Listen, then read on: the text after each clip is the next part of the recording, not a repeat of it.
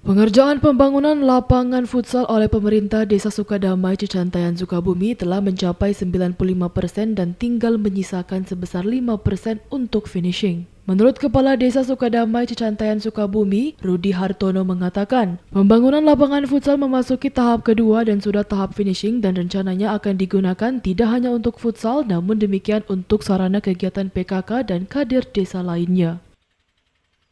Alhamdulillah bisa Anda saksikan bahwa hari ini untuk kegiatan pembangunan lapangan futsal yang untuk tahap kedua ini sudah mencapai 95%, untuk finishing tinggal 5% lagi.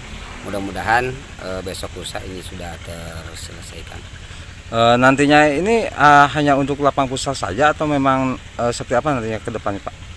Insya Allah kedepannya kita di samping untuk lapangan futsal dan juga untuk beberapa kegiatan-kegiatan event-event yang ada di Desa Sukadamai, terlebih dengan berbagai kegiatan dari ibu-ibu PKK dan juga kader yang hari ini insya Allah dititikkan di lapangan ini. Meski tidak menyebutkan berapa alokasi anggaran pembangunannya, namun demikian kedepannya lapangan tersebut akan dilengkapi dengan rumput sintesis dan diharapkan bisa digunakan di pekan depan.